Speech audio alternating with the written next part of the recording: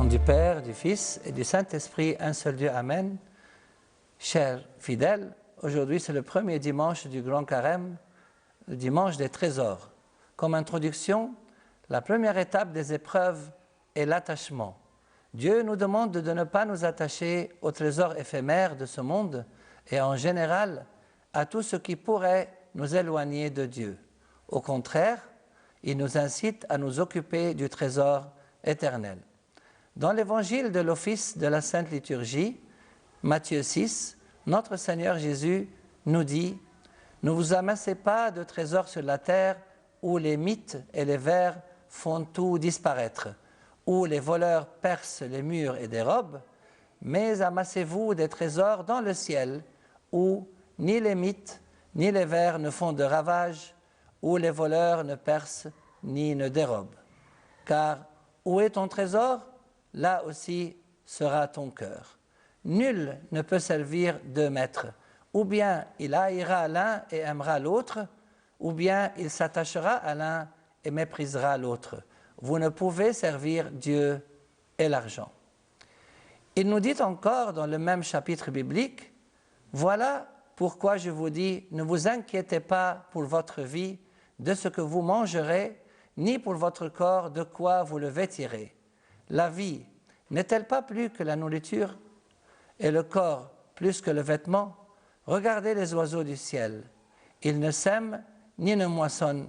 Ils n'amassent point dans des greniers et votre Père céleste les nourrit. Ne valez-vous pas beaucoup plus qu'eux? Et qui d'entre vous peut, par son inquiétude, prolonger tant soit peu son existence? Et du vêtement, pourquoi vous inquiétez? Observez les lys des champs. Comme ils croissent, ils ne peinent ni ne filent. Et je vous le dis, Salomon lui-même, dans toute sa gloire, n'a jamais été vêtu comme l'un d'eux.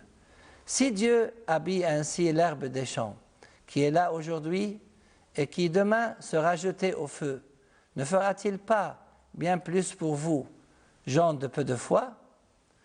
Ne vous inquiétez donc pas en disant « Qu'allons-nous manger? Qu'allons-nous boire? De quoi allons-nous nous vêtir ?» Tout cela, les païens le recherchent sans répit. Il sait bien, votre Père céleste, que vous avez besoin de toutes ces choses. Cherchez d'abord le royaume et la justice de Dieu, et tout cela vous sera donné par surcroît. Chers frères et chères sœurs, le Seigneur nous demande deux choses.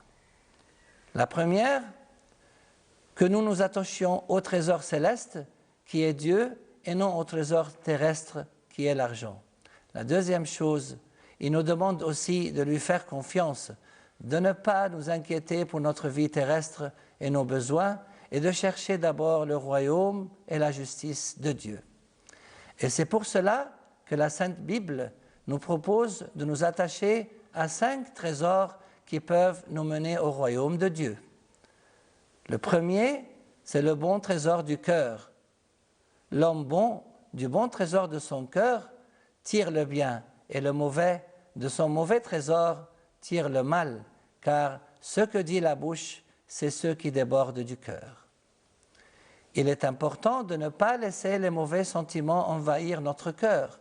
Au contraire, il nous appartient d'essayer de cultiver les bons principes.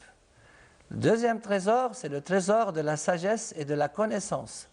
Saint Paul nous parle de Dieu, en qui sont cachés tous les trésors de la sagesse et de la connaissance.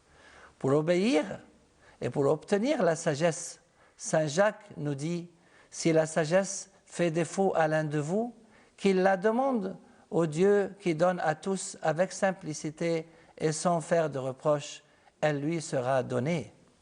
Le troisième trésor, c'est le trésor du contentement.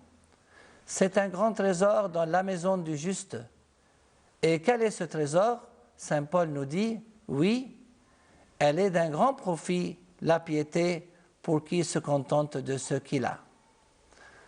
En parlant du méchant, Job le juste nous dit, puisque son ventre n'a pas su se contenter, il ne sauvera aucun de ses trésors.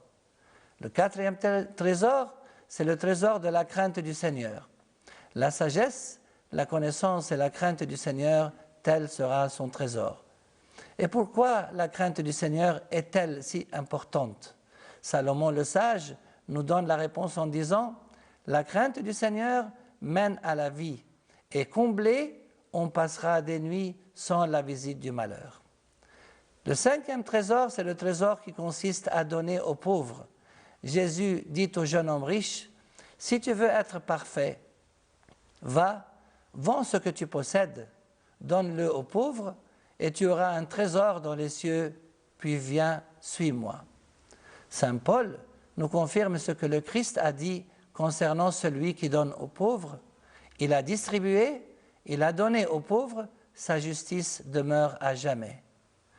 Comme conclusion, chers fidèles, pour bien commencer ce grand carême, il nous faut nous détacher de tout trésor terrestre, ne pas être serviteurs et esclaves de l'argent, et au contraire, nous attacher au trésor spirituel qui nous mène au royaume de Dieu. Que notre Seigneur Jésus nous aide à chercher toujours le trésor céleste et gloire à lui éternellement.